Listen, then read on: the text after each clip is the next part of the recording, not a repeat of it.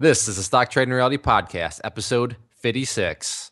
At least expecting a double, an 100% gain. So that's kind of what I guess expectation level was. This is the Stock Trading Reality Podcast, where you get to see the realistic side of a trader's journey. Get inspired and stay motivated by everyday normal people who are currently on their journey to trading success. And this is your host. He once indecently exposed himself to the cheerleading squad in the 8th grade. Clay Trader. Now hold up. Before you turn off the podcast, let me explain myself. If you're a longtime listener, hopefully you've kind of picked up on the trend that I've never proclaimed to be smart or intelligent or anything like that. And apparently back in 8th grade, I was just a flat out moron who I don't even know how to explain it, but let me explain what actually happened. So it was before basketball practice, and for whatever reason that day, I was just like, you know what? I don't feel like taking off my shoes to change. So I pulled off my shorts, and I think subconsciously I got distracted. And then subconsciously I thought, because I still had my shoes on, that, I have my shorts on. I've already made that transition. And I didn't. So I remember walking out of the locker room in my boxers. And then there was like 3 or 4 of the cheerleaders standing kind of, I don't know, like 15 yards away at the end of the hall near the girls' locker room where they came out of. And then my friends were like, "What are you doing?" And I was like, "What?" And why? And I was thinking, while I was saying what, I'm like, why are they laughing? And then I looked down and I was sitting there in my practice jersey and just my boxers and my shoes. So I think the first fun fact ever came from basketball season 2 when I scored in the wrong basket. So really, I was an idiot back in the 7th and 8th grade. Ches, have you ever indecently exposed yourself to somebody, whether it be unintentional or intentional? So did you not like feel a breeze or anything when you're walking out of the locker room? Well, I mean, it was inside, so yeah, that's true. I guess not. I guess not. Because so I was able to the basketball shorts we had in junior high and high school were easy enough that you could actually keep your shoes on and still put your shorts on. Because the floor was kind of nasty, so we'd always kind of figure out a way not to take our shoes off per se. But no, I have never actually walked out of the locker room without shorts on. However, we were playing a game of I don't even remember what the game was, but somebody ripped, 2 people ended up gripping each other's shirts and just completely destroying them. But that's probably the closest to an indecent exposure we've ever had. Nothing like you walking around with no pants on and thinking it's okay.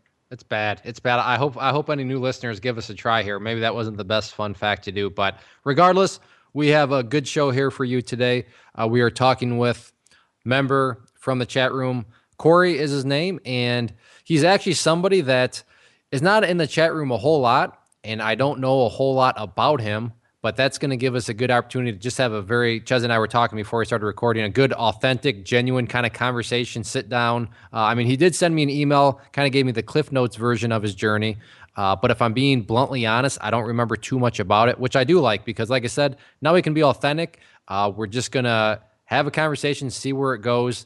And I'm confident that, everybody will get some good nuggets of information out of it. So without further ado, let's start with Corey.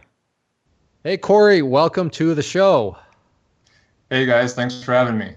Now, Corey's already on my good side. We were talking a little bit beforehand, and he is also an engineer.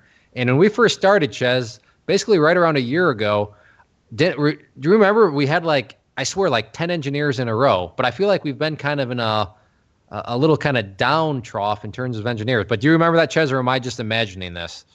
No, that is completely right. And I was just going to say we could throw Corey into the list of, the other 60% of podcast guests, which are all engineers, which you hand pick out and purposely seek out. So I just want the listeners to know how Clay actually picks the guests for this. And I am biased. So, I'm an engineer also by degree, so I guess I have some sort of soft spot in my heart for these engineering folk. But in all seriousness, Corey, appreciate you taking some time out of your day. Actually, it's a Tuesday evening right now while we're recording this, right before a podcast or right before a webinar gets started. So Corey's kind of pulling double duty because he is a Clay Trader University student. So he's doing the podcast right now. Then I'll be in attendance at the webinar later. So you got a busy evening, don't you, Corey? Yeah, nice half-hour commute from work, and then here, and then webinar. So yeah, the day is full. The day is full. Well, we'll hop right into your story. So obviously you're an engineer, so I'm assuming you've always kind of liked numbers. But as far as the stock market is concerned, what got you interested? What kind of got you intrigued enough to want to start to take a little bit more action and get hands-on? Yeah, well, when I was younger, I guess middle high school age, the only section of the newspaper that I would read is the sports section. And on the last page of the sports section was always the market update. And since I grew up close to Canada, I always kept track of the Canadian dollar exchange and commodities and then the Dow. And then they had a section where they kept track of the local companies. So I'd follow that fairly regularly, I guess. And so I didn't really do anything with it in high school or even college. I started working, I guess it was December 2008, which was, I guess, right in kind of the middle of the financial chaos. And so I guess I had to start thinking about 401k and things like that. And in our lunchroom, they always play CNBC every morning. Every day, every morning, CNBC is always on. So every morning when I go get my coffee, I'm listening to CNBC. And so, when March 2009 rolls around, it's kind of, I guess, when the market hit the bottom. And so I was recognizing, like, hey, this is an opportunity. The markets hasn't been this low and for who knows how long. I think I should think about getting into the market, just with individual stocks. And so I started, I guess, looking at brokers and whatnot, doing some research, and I settled on Scottrade. Oh, man. Good old classic Scottrade.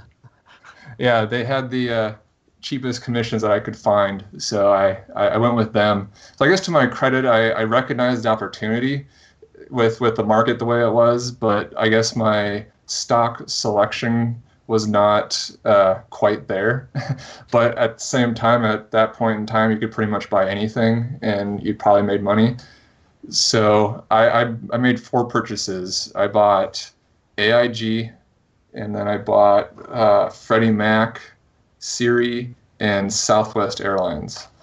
And, I want to let me quickly jump, because you said, stock selection. So when you first got started, tell us a little bit more about your stock selection. What all went into this? I'm not exactly sure. I can't really fully remember. I think, just so that tells me I different... think you were guessing quite a bit then, if you don't exactly remember. Yeah, well, I remember, hearing on CNBC, just different tickers. So, for example, AIG, I'd pull that one up and look at the chart and like, wow, this thing traded at $400 and some, 6 months ago. Now it's 40 cents. This is an opportunity to buy.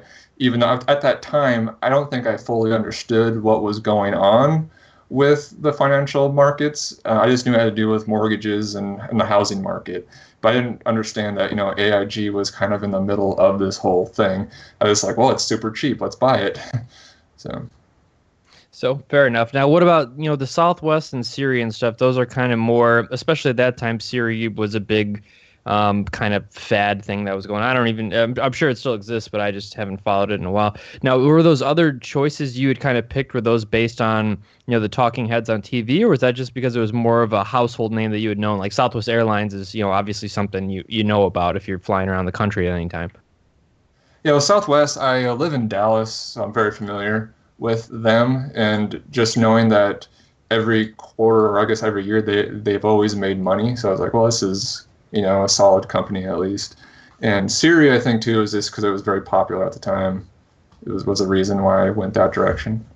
Now, feel free to correct me if I'm wrong, but it sounds like, because this is a classic quote unquote strategy, but it sounds like your main strategy was looking at chart and then looking at where price was. Wow, price used to be a lot more expensive than this. Now looking at where the price is, wow, the price is not even close to those numbers. Therefore, this must be a good deal. Is that kind of what your logic went through? Yeah, kind of my mindset was, the stocks are on clearance. Let's buy. And for this case to be, it worked out very well. 2009, that was kind of the bottom.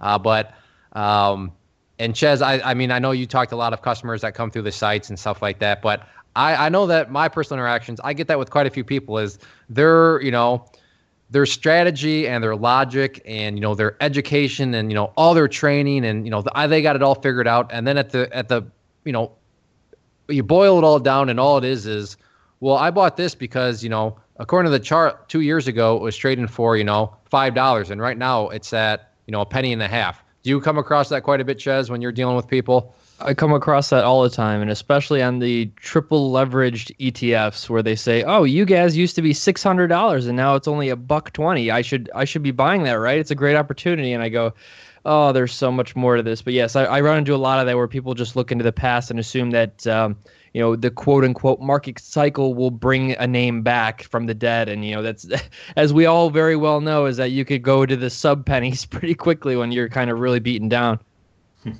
Yeah, so I mean, to Corey's point, good for him. He timed it well. He got into some, decent name companies, but keep in mind, Lehman Brothers, they were a big, huge bank that was much cheaper than where they had been. And maybe if you're new to the markets, Lehman Brothers went kaput. So just because a price gets, or just because a stock gets very cheap in price, does not mean that it's going to head back up to where the chart previously had it was, or where the price previously was on the chart. So so good on you, Corey. Now my kind of big wonderment right now comes in the form of, did any of this create fool's gold for yourself? Because I'm assuming you made some money on these ones, because all those stocks did start to bounce back up. So did you get any sort of overconfidence? No, not really. I mean, I did check them every day, but I guess later in 2009 I came across Dave Ramsey. And so I was kind of look at the numbers like, well, if I sell my stocks and if I put my nose to the grindstone for a few months, I can pay off my student loans. So that was my exit strategy. Really was, oh, I can get out of debt. Boom, done. So that was the decision point of it. So it made it pretty easy to exit. Okay, so how old were you when you did the Dave Ramsey stuff and said, I'm going to get out of debt? I would have been 25. Okay, and your student loans, I mean, you're all out of debt and all that stuff? Yes. That's awesome. Well, congratulations on that. So you kind of found a new focus. You thought, you know what? A penny saved is a penny earned. So if I can get these loans knocked out, then I don't have to make these payments anymore. So that's where all your attention went. And I mean, is it fair to say that you just totally didn't even really pay that much attention to the stock market, or were you still, checking? How often were you checking? You said not every day, but how often were you checking? After I sold, I mean, I'd still kind of keep an eye on the market, just generally speaking of, is the Dow going up, is the Dow going down, just more for retirement purposes. And plus it's on CNBC in our break room every day. So I always saw it, or at least heard it in the background of my mind. And I didn't really do anything with the markets until, I guess it was mid 2013. And by that time, I had saved up quite a bit of money, was out of debt way before then. So I had money saved up, and I was reading a news article on Yahoo or whatever, and on the bottom of the page was an ad that said, I turned $40,000 into a large number. So I clicked on it and listened to the guy's presentation, and it was he was very low key. He actually, looking back now, kind of reminds me of you. He didn't promise, he wasn't, flashy and promising riches and all of that. So I was very intrigued by it. It's actually called the Ultimate Wealth Report. It's still out there today. So, and it only cost, I guess it was $50 a year.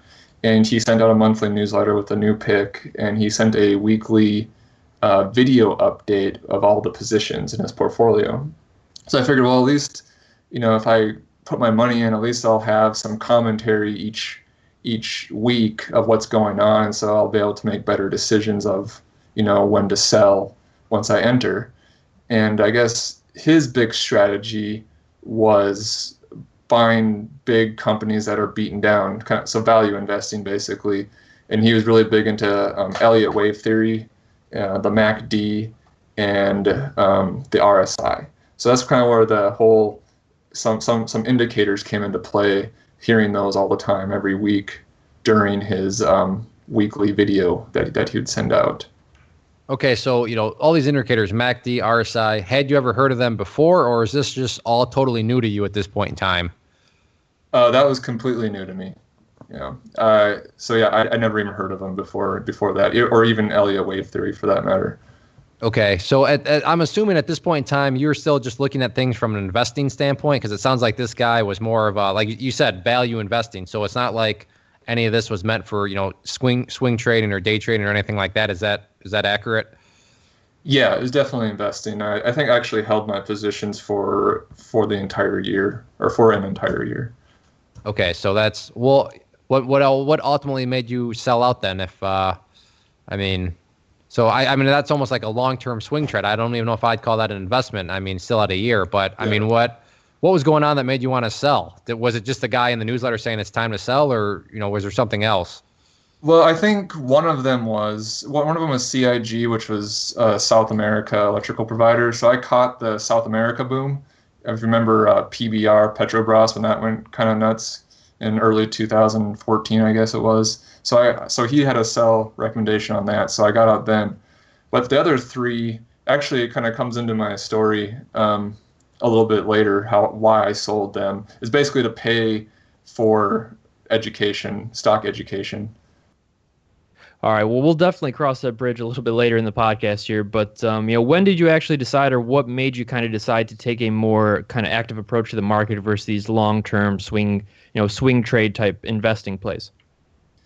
Yeah, well, I guess later down that year, it was around Christmas time. Work gets really slow, so I was kind of bored. So I started doing Google searches, and I came across stocktips.com, and that's when they were promoting TGRO, Tiger Oil and Gas, I think is what it was. And so when I saw it, it was at 40 cents. So I kind of tracked it over Christmas, and I think it went up to $1.20 at one point. And so I was like, wow, this happened in about a week's time, triple my money. This is awesome. I need to look into this more. So coming back in early 2020 or 2014, I started researching more into penny stocks. And so I signed up for a bunch of the free newsletters and got the free picks and all of that.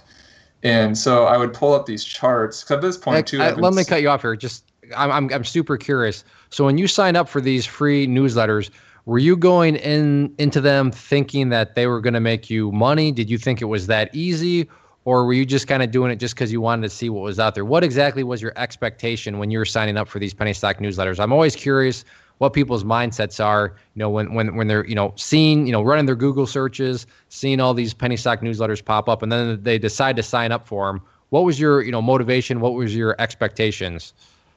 Well, I think seeing the stock tips pick go from 40 cents to $1.20, I was at least expecting a double, 100% gain. So that's kind of what I guess expectation level was. So then when I would get these picks in my email, I would type in the ticker into the chart. And, at this point too, I've been seeing charts for about 6 to 8 months, those weekly updates.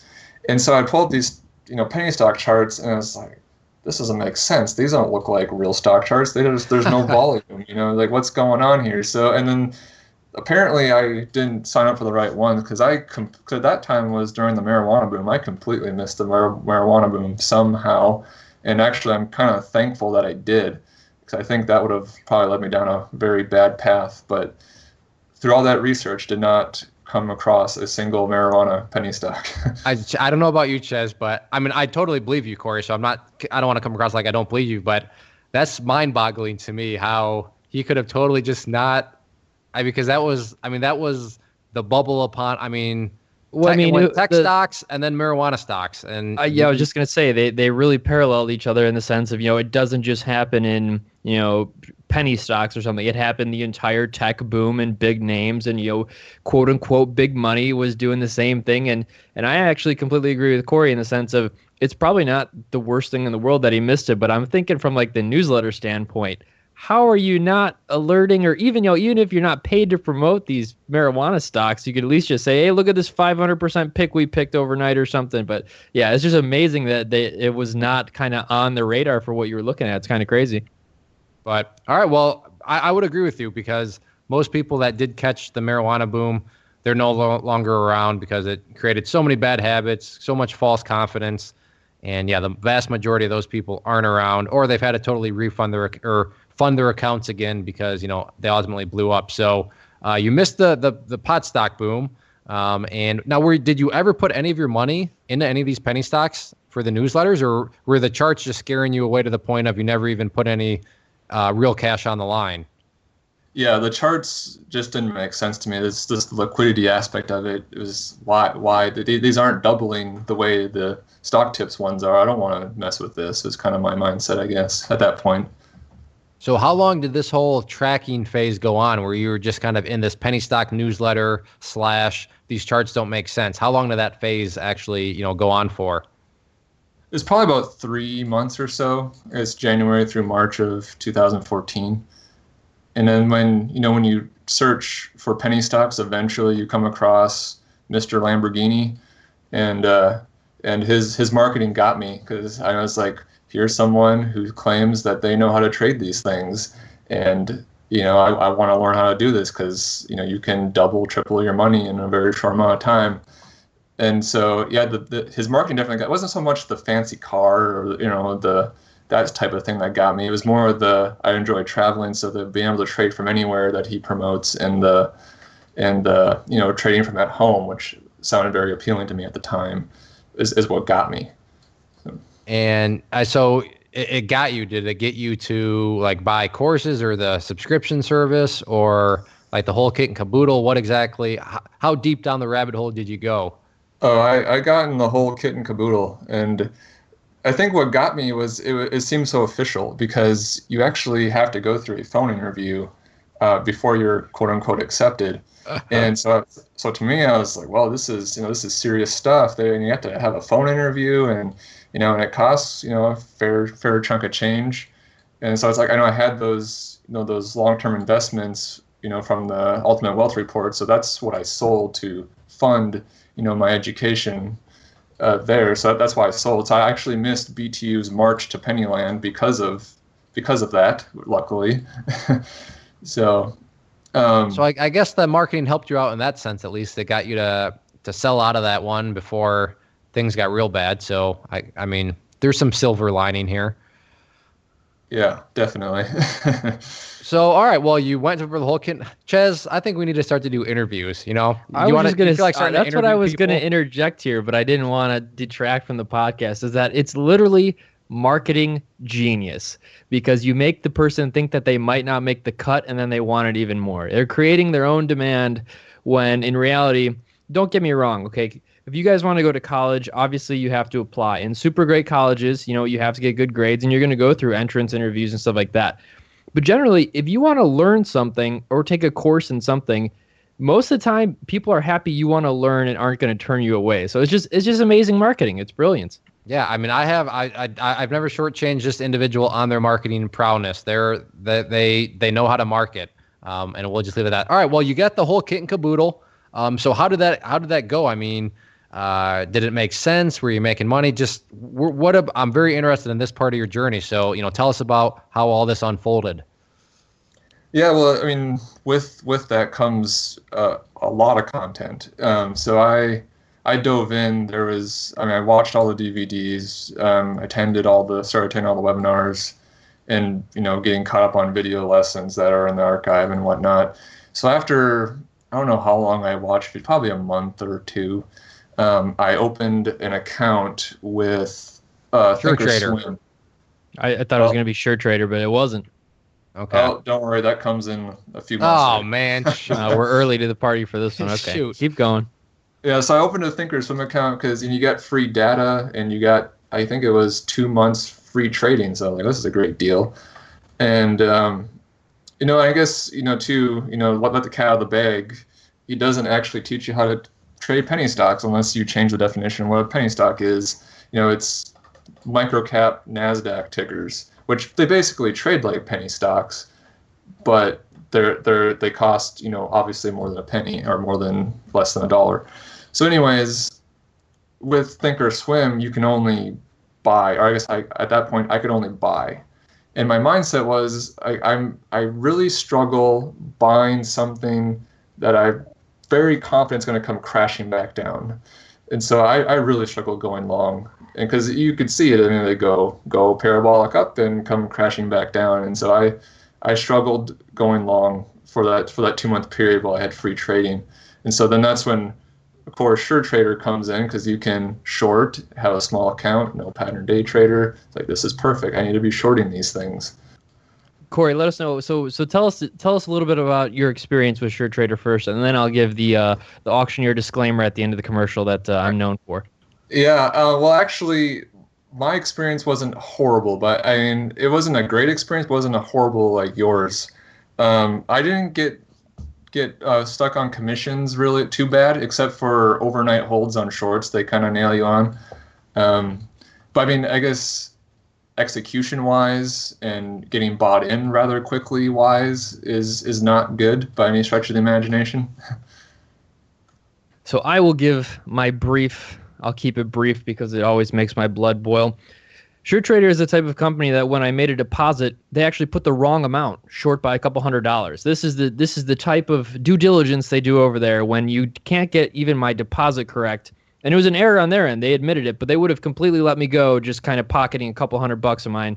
And obviously, generally the most of the people who promote SureTrader have an agreement with SureTrader, and they get a cut of either you opening an account there or your commissions you rack up over the entire lifetime of your account. Because I think there was a stat that was like 70% of accounts closed there within 6 months. And there's a reason for that, because most people launching a $500 account can blow up very quickly, going for those home runs. But anyways, that's my little spiel. I'm going to try to keep it short, Clay. I'm sorry. I'm starting to sweat and perspire over here because I like I'm getting this. mad. I like the adrenaline flowing over. Man, Corey, we did a good job. We got his blood boiling over there. That was well executed. I'm glad we spoke before he got on the call. Yeah. And what stuck out to me, Corey, what you said was, when it comes to things like, getting in and, pretty much trade execution is what you said. They're not so good, which is the total, opposite end of the spectrum when it comes to penny stocks. Penny stocks, like trade execution, is the ultimate thing because you need to be able to get in fast. You need to be able to get out fast. I mean, none of this, it took me a while to get in and then it took me a while to get out. No, it needs to be very quick because penny stocks move very quick. So for him to say, yeah, when it came to pretty much trade execution, they weren't that good. Just please stay away. And again, like Ches already said, if somebody's telling you about how great SureTrader is, please just do a little more research. My guess is there's some sort of affiliate marketer where, like Ches said, that means if you sign up with their link or whatever, then they're going to be making money off of you because they got you to sign up. So just be very cautious of SureTrader. So back to Corey, as always, that's why I like these conversations. We can go off on tangents, but I think they're very helpful tangents. So SureTrader, I think we've beaten them down enough. So you're signing up, or you've signed up with SureTrader. How is all this going from this point forward? I mean, are you making money on the short side or what?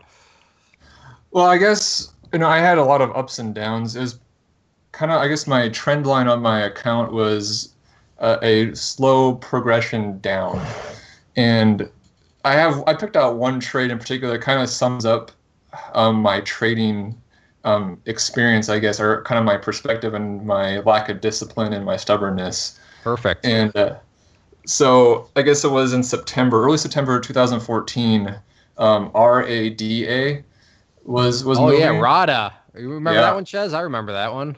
I do. Yeah, so I guess on a Thursday it had its first ramp up day, and then on Friday it gapped up and ran to the $2.50 resistance. And so I was like, okay, I'm going to go short here. So I got in at $2.48, and then it's just kind of hung there, and it formed what I now learned is a ascending triangle, or what we call a launch pad. And so if I would have known that at that time, I probably would have bought back in and moved on, but I didn't know what I was doing exactly. So, and it shot through. Because this person, correct me if I'm wrong, but this person doesn't really teach you charts. Is that an accurate statement? Because I've heard this many times before. I would say that is mostly, I mean, maybe support and resistance, and that's about it. But from a what you now understand from a quote unquote storybook perspective, there's not really much of that going on in the training. Is that a fair statement? That I would say that is very, very fair and very accurate. Okay, so there you go. So you're getting yourself into a launch pad, but you don't know it's in a launch pad. So this sounds like a train wreck coming, but keep on going. So it's a Friday, and it shoots up to, I think it topped out at $3.15, and I'm still in it at this point, and I'm sweating. And it's like, oh boy, please come back down. And I got a gift. I got bailed out, and it came back down below 250. And then here, where I get stubborn, and it's like, well, it's below my buy price. I can maybe at least get my commissions covered and maybe even make a few dollars on this. Here come the voices. That's amazing. Oh, man, voices are so tricky. So tricky. Listeners, think about this. And now my adrenaline's flowing. Corey was getting crushed. He was getting his lunch handed to him, and then all of a sudden it goes in the green. And, hey, I was just getting crushed. But instead of selling for break even, maybe a little loss come my commissions, I want that profit back. Let's see if I can get my commission. Oh, man, the human mind. What a crazy place. What a crazy place. That's an awesome point you said that, Corey, because that summarizes just how tricky and why trading can be so difficult. Because, boy, are those greedy voices good at tricking us as traders. But anyway, so now you're thinking, well, let's see if I can get my commissions back. So what happens next? Yeah, so I put in a buy order on the bid at $2.40, and I got filled 35 shares. And then it went back how up. Many, out of curiosity? Do you remember how many shares you had? 400 at that. I had 400 shares. I got filled on 35. So I was at one point I was down well over $200, probably almost $300 at one point.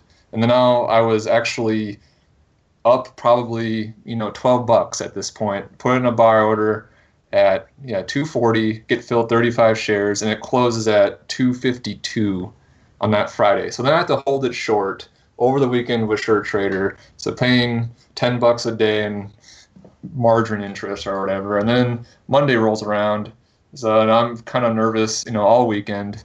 And this is also kind of how I came across you, because kind of my how I'd kind of justify my position when I'd go on Twitter and type in the ticker, and then just kind of see what the sentiment was for that ticker. And so I was, on Twitter, you get, all kinds of stuff. So I did not have a very good consensus of if I was right or wrong. But on Monday, I found out I was very much wrong.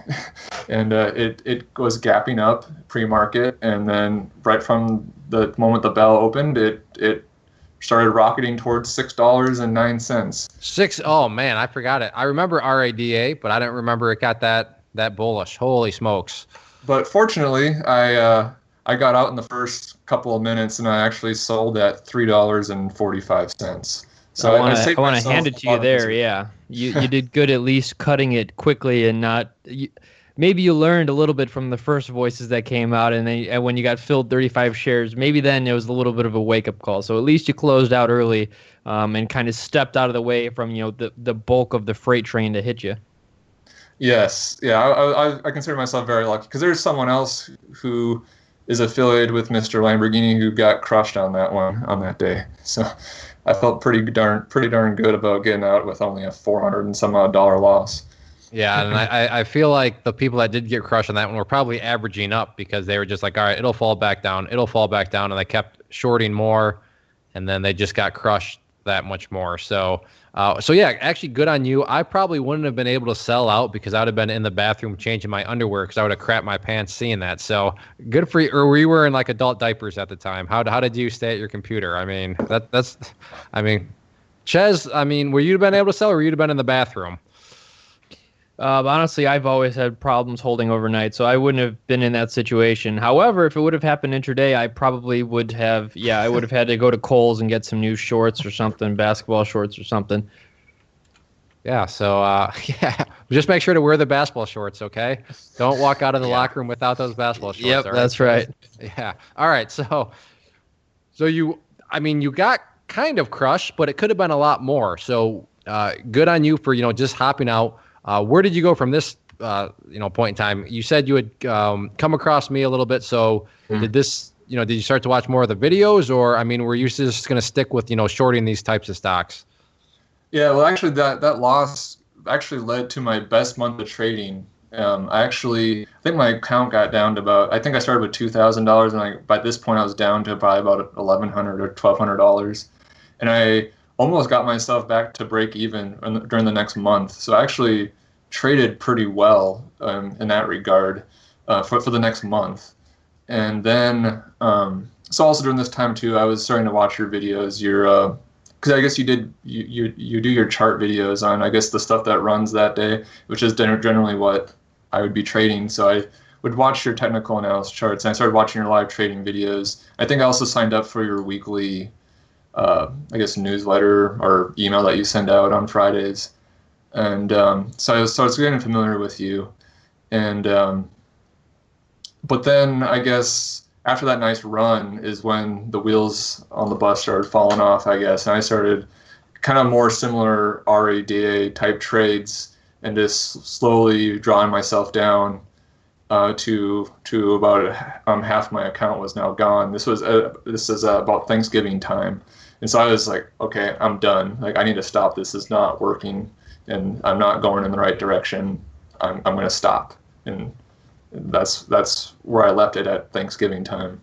So you said you were just doing more of the, the RADA type trades. Does that mean you were still focused on these, kind of quote unquote penny stocks, and you just kept getting crushed not crushed, but you couldn't time it right? Was that kind of the main problem? Yeah, basically. So I mean, sometimes I would time it right, and do really well, and other times I would time it wrong and not be disciplined, or if it did come back, be stubborn, or stuff like that. So it was just the similar habit that had formed was rearing its head. Yeah, and that brings up a great point in terms of certain marketing tactics out there. Hey, because it sounds great. Penny stocks are all trash. They all go down. Therefore, short them, and you're going to make money all the time. Well, that is true. However, timing them is the tricky part, because if you don't time them right, you could get crushed. And it's not quite as easy as penny stocks are trash. Therefore, they're all going to go down. Therefore, if you short them, you'll make money. It just doesn't work like that. You got to be able to time them right. And nobody's going to time everything right all the time. And that's where the whole sticky and tricky situation comes around, because you really can get crushed if you don't time it right. And yeah, sure, they may come down, but if your broker's doing margin calls against you and all that stuff because you didn't get the timing right at first, well, it doesn't really matter that eventually they come back down. So very good point on that in terms of, timing just wasn't quite right. And then, of course, you factor in discipline and lack thereof, which all traders are going to suffer with, and it can just get, that much messier. So, at what point did you decide, hey, you know what, you're at Thanksgiving, where exactly did your kind of mindset, it sounds like this was kind of a reset point for you. So where exactly did you reset to? Yeah, I guess I really enjoyed trading, or at least really enjoyed the markets and watching charts and charting things and stuff like that. So I didn't want to give up per se, but I knew I needed to make a change some way, shape, or form. And about that time, I guess around Christmas, is when you released your Options Trading Simplified course. And I was like, well, shoot, it's $100, and you can get around the pattern day trader, you can have a small account. This is all things that are playing well to my situation right now. So I was like, well, what the heck, might as well give it a shot.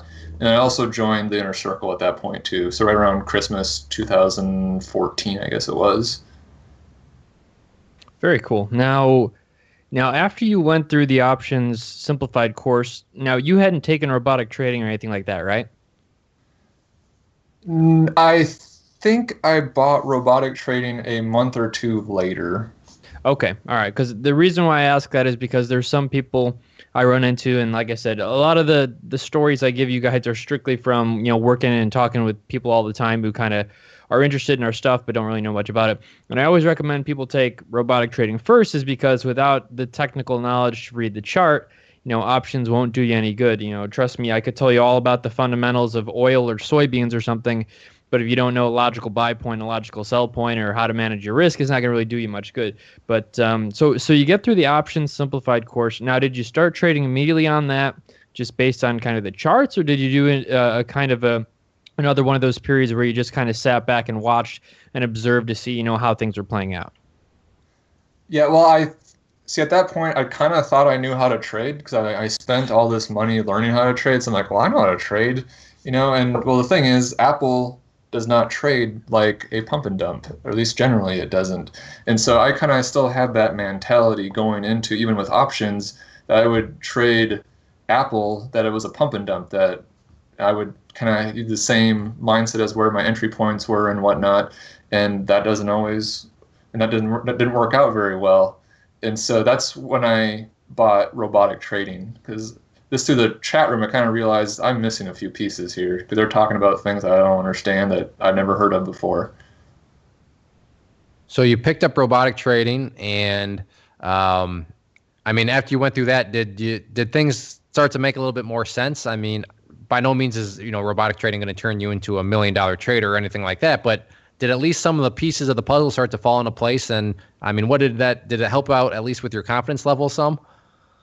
Yeah, the charts actually made more sense now because I actually understood why a stock stops at this point, and why does it come down to this point, and why is it struggling to get through that point, stuff like that. So that definitely helped out as far as figuring out entry points and exit points and developing.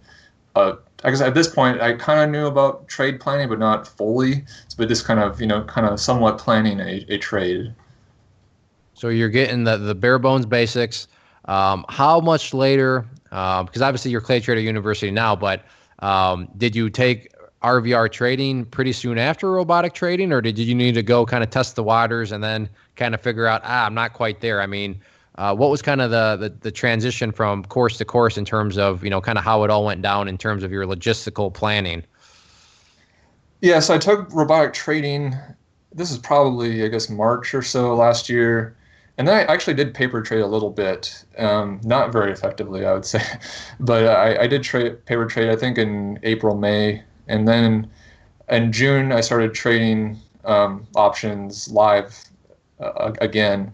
And I think I actually emailed you. I think I said my first green month, and I actually had 3 green months in a row, June, July, and August. But they were still pretty choppy. It wasn't exactly a nice uptrend or anything like that. So I was still frustrated that I'm getting better at this, but I'm still not where I think I need to be and whatnot. So then that's kind of how it was. Kind of one of those points where I had another one of those pauses. I think the month of September, I had another one of those pauses where I was like, I need to stop, take a step back. What am I doing? Where do I want to go, and how do I need to get there? And that's, break even is definitely on the path. And, when I say break even trading comes before profitable trading, break even trading generally looks exactly like Corey just kind of said. It's going to be choppy. It's going to be up and down. And it's as you kind of find your, quote unquote, sea legs in trading, how to reduce those chops down and to kind of really maximize those runs up. There's definitely a process of it. And no, I can promise you, if any of you guys think you're going to start trading, brand new to this, and you're going to have a very smooth equity curve up, I can almost assure you that that's not going to happen unless you are a super rare being that doesn't listen to those voices like we kind of discussed earlier in the podcast. But so you take a pause. Now, after doing some reflection, what is the ultimate thing you decide, you need to do from this point forward? Yeah, so it was this September. My wife and I were out on a walk, and we're kind of just talking about our dreams and what we wanted to do with life. And she's like, I want to start a business. And I was like, well, I think I want to maybe someday potentially be a trader. And in order to do that, I need to actually learn how to trade. I mean, I know stuff, but I don't know the whole picture. I feel like I just have different puzzle pieces of a very large puzzle, and it's not making it makes some sense, but not a lot of, but not complete sense. And so that's where I was like, well, I need to join the university program. But also, back up a little bit, there's also when you released options or the advanced option strategies. And so because it is difficult for me to day trade at work. So I was like, well, this is perfect because now I can, swing trade while I'm working, and it's less labor intensive, I guess, as far as having to be in front of the markets all the time. And so that's kind of what pushed me over the edge to join the university program.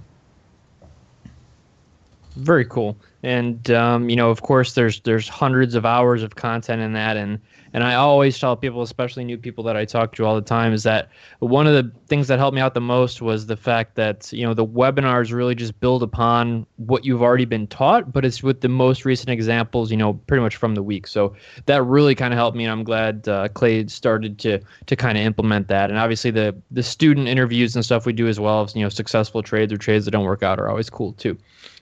So you joined the university. Now, did you become that $1 million trader you wanted to be, the first week after you got through the program? No, I actually, I'm pretty boring right now. I'm still paper trading, really. I went through all the courses right away, early in I guess when I joined in October, I guess the end of last year, I went through all the courses and started paper trading, I guess in January of this year. So I've been pretty boring lately. Boring is good, though, in all actuality, because boring means you're not having fun. And fun usually means you're trading with real money when you shouldn't be, because that's what creates adrenaline, is kind of the fear of the unknown. But when you're fearful of the unknown, that really means you don't have a plan. So it's good. Boredom, if you're bored as a trader, that probably means you're doing something right. Kind of like when you work out, if you really don't enjoy doing something, that probably means it's super, super healthy for you. Eating carrots and lettuce and then running 5 miles, that's not very, that sounds kind of boring and bland, but I think any doctor would say, yeah, that's actually kind of pretty good for you. So boredom is very, very good. Now, are you paper trading stock straight up? Are you paper trading options? What exactly are you working on right now? Yeah, I am paper trading the advanced option strategies, and then I'm kind of have a hybrid paper trading of this call and put options as well. So you're doing more. Go ahead, Chaz. I was gonna say, so are you doing it? So you're kind of doing a blend of non-directional trades and directional trades, right? Correct. So, like for example, my hybrid paper trading with directional options is ideally I want to use three contracts, but I'm just not comfortable, putting money up for all three contracts. So I only buy one, and then quote unquote have two on paper. Because for me, entry point has always been my struggle, and I think I can convince myself like, oh yeah, I would have got in at that point, or oh yeah, I would have got filled there. So this helps me, one, be more honest with myself, and two, actually physically put in an entry point and see if it actually gets filled or not. And then I take off one paper at risk mitigation, and I sell my actual contract at my profit target, and then I hold one paper for CEO mode. Okay, so we're going to do some real life coaching here. When you go live, are you going to be doing one contract or two contracts, or what exactly you're going to do one contract, right? When I go live? Yeah. I plan to go three. Oh, you plan on going three, but you're that's why I'm doing two papers with my one live. Oh, live meaning real money. Yeah, so I have one real money and two paper currently. I see. So I think you're first time. You're blending paper trading and real life trading together. Yep, that's to keep them honest and to make sure that, did I actually get a fill or did I not get a fill? So that's a good way, he's already reduced his risk by a third. And to him, this is still, like you said, the hybrid paper. It's pretty cool because honestly, even having any money on the line will bring those voices out. So you're already, conditioning yourself to what it's going to feel like. Obviously, don't get me wrong here. You're going to feel you're going to have more pressure when you go live three. But if you keep getting used to that and just develop the habit of how would you manage it with three, I don't see a problem with that. Do you, Clay? No, not at all. But the only potential pitfall. So we'll engineer a solution here. Now, are you going to scale in? So are you going to go next to two live? You're not just going to go from one live to three live, are you? Yeah, I guess I haven't gotten that far in my planning yet, but yeah, that's probably what I would do. Okay, I'm gonna say, why don't you go from one live, prove to yourself, and then go to two live and prove to yourself, and then you still got that one hybrid that's on paper, and then when you show yourself that you can do two live, then you can go up to three live. Because I'm telling you right now, because Ches nailed it, if you go from one live to three live, there's just more risk involved, and that may not sound like because it's only two more contracts, but there's just something psychologically that's gonna. So that would be my suggestion, Ches. Would you echo that? He's got a cool little system here with the hybrid stuff. I've never I mean, very, very clever. I can tell you're an engineer, but I'd say 1 live, then 2 live, not 1 to 3. Is that No, pretty? I'd completely agree with that, and it's still kind of keeping up the hybrid paper. And the only thing it's going to do is you're going to develop more and more comfort once you start trading 2 after a set amount of time, and then once you go to 3, you're already used to that third paper one, so you're really going to see, how is your management sound or is your management not sound? So yeah, I'd completely agree. Just keep it.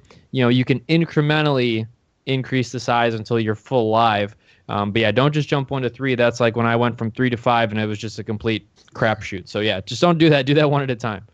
Yeah, that's our 2 cents. Obviously, it's your money, but yeah, that's awesome. That's very, very clever. So now keep in mind, because I know it's people are going, hey, this guy said that he didn't paper trade. No, that's not what Corey's saying. He is paper trading right now, but he's doing a little live trading, but very, very small live trading. So just a very distinct very distinct difference there. So I mean, are things going pretty well though in terms of your paper trading? Are you feeling more and more comfortable with things? Yeah, I just started, I guess, this month actually with doing the hybrid version of it, and it's going all right. I mean, my very first trade. This is my first trade in about 6 months. The old habits reared and lack of discipline, but then I quickly corrected that the last couple of trades. So it's been getting better. And I would say the key thing is at least you're recognizing. You now know what before you didn't know. You knew some stuff, but you didn't know what you didn't know. But now you do know what. Never mind. Point is, you're recognizing, hey, I'm being undisciplined here. Hey, I shouldn't be doing that, and you're slapping yourself on the hand, and you're making those corrections. So one final question before we kind of move into some of our typical ones. But given that you do work a full-time job, do you have any tell us about your routine rituals for those listeners out there that maybe do have jobs? When are you doing your homework? When are you doing your research in terms of, what tickers you might want to trade? Yeah, so I'm in the central time zone, so I usually get to work pretty early, usually around 7. So, or usually before everyone else. So I'll use kind of that time as my research time, about a half hour just to see what's going on, what's moving, what's gapping and whatnot. And then I do most of my research after the market's closed at home. And that's where, I'll do my analysis. For example, I'm fond of Netflix, so I usually update my Netflix chart every night. And I guess I also do. I mean, the first hour of the trading day, I'm there, at my seat, watching the markets. So during that time too, I'll be scanning and updating my watch list, I guess. Yeah, and especially if you ever decide to kind of do some of those directional shorter term trades. Obviously, we call it the first hour or 2 of the day is quote unquote rush hour, and that's the one you're going to get the best kind of movement that actually might have some follow through or might respect support and resistance more than kind of the afternoon lull that we're accustomed to having. But Corey, obviously you're on your path, and it sounds like Clay is, of course, favoring you already because you're an engineer and you're engineering how to kind of make yourself successful for the long term. So we definitely want to commend you on that. But one of the most important questions for me, it's not Clay's most important question, but it's my most important question is, if I was to lend you my time machine and give you the ability to go back to any point in your trading, generally closer to the start, what piece of advice would you give yourself? I would say, just take your time. I think I was too eager to get going, I guess, when I was doing my penny stock research, and if I would have taken more time, I might have avoided joining Mr. Lamborghini and holding off a little longer. So I think, and even when I joined that, I think I got involved too quickly as well. So yeah, definitely just take more time. Yeah, it truly is a catch-22, because in the market to succeed, you need to be a passionate person, you need to be a driven person, you need to be a highly motivated person. But then that's where the catch-22 comes in, because if you're passionate, highly motivated, and you want to just get the axe to the grindstone, you're ultimately going to go too fast into the market, and the market's going to kick you in the teeth, and they're going to say, hey, slow down, buddy. So it truly, I don't know if it can really be avoided. When you show up and, like I said, you're just driven, you're focused, you want to get it figured out. But it just doesn't work. You almost have to be taking a lazy approach to the market. A lazy in the sense of, like you said, Corey, just slow down and take your time. But when you're driven and when you're a go-getter, that's like, wait, no, I don't need to. Let's go. I'm all my life I've been boom, boom, boom.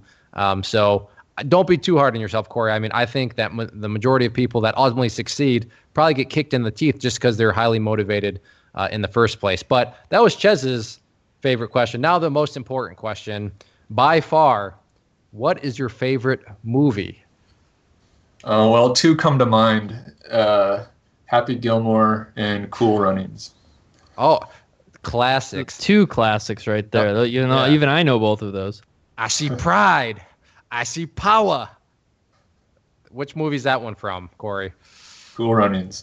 All right. He's a true fan then. And then Happy Gilmore, that's just, where do you even start with those quotes? So yeah, exactly.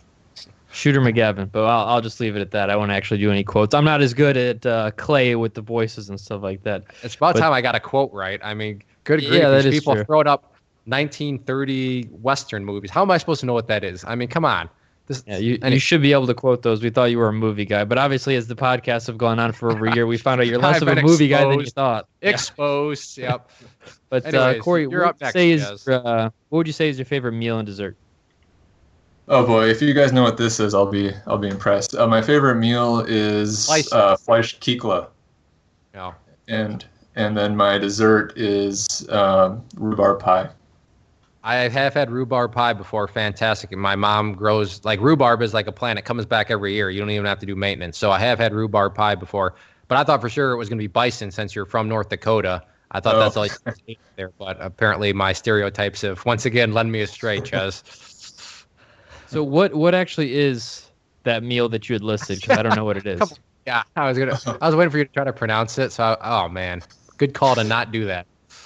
Yeah, it's called Fleisch Kikla. It's a German dish, and it's native to my particular part of North Dakota, actually. And basically, just think of a deep fried hamburger, more or less. Oh, that sounds fantastic. I'm gonna actually take a trip up there to have one. Yeah, nothing's ever gonna touch Norse's podcast. We interviewed a guest from Norway, and their big thing over there was, remember the sheep's head or whatever.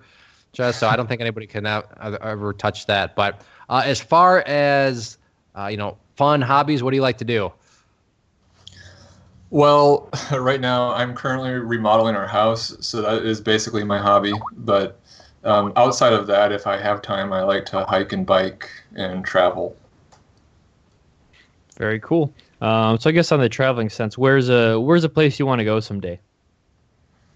Well, I think our next place we're going to go is Germany and Deutschland, Germany, Prague area. Nice. Very cool. Very cool. Yeah, Kelly and I want to get. We've never been to Europe, so we want to try to knock that out in the next couple of years and go do some sightseeing. But what are 3 words you believe should be associated with successful traders? Yeah, I know that there's always the typical ones, but yeah, I think it comes down to don't give up. Don't give up. I like it.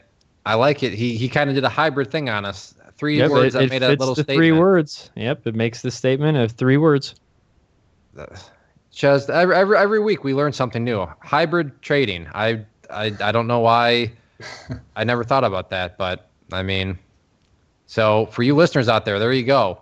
Maybe try doing a little bit of hybrid trading. Well, Corey, man, you got to be to a webinar in like 30 minutes. So no excuses for being late. I don't want to hear any of this nonsense that you were doing some podcast or something. Okay, that is not a valid excuse. You better be on time. But in all seriousness, thank you for hanging out and taking time out of your evening.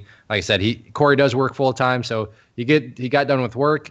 And now he had to talk with, the 2 clowns, Chez and I. So I appreciate you, taking time out of your day. Yeah, no problem.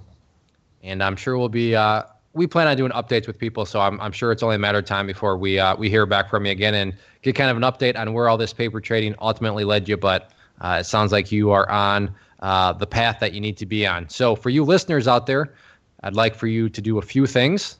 First, if you're listening to this on the website, go ahead and click that share button. Leave us a comment below. We do read those. I will reply to them. So, we love to hear feedback and just your thoughts and what you liked about the episodes, all that sort of stuff. If you're listening to this on iTunes or any of the other podcast players, then please click the share button, leave us a review, leave us a ranking, subscribe, all that good stuff. That way you can keep up to date on new podcasts and all that are coming out. So thank you again to Corey. Thank you again to all you as listeners, and we will see you back for the next episode. This has been the Stock Trading Reality Podcast. Thanks for taking the time to hang out. To learn more about Clay and the Clay Trader community, including the trading team, premium training, and more, visit claytrader.com.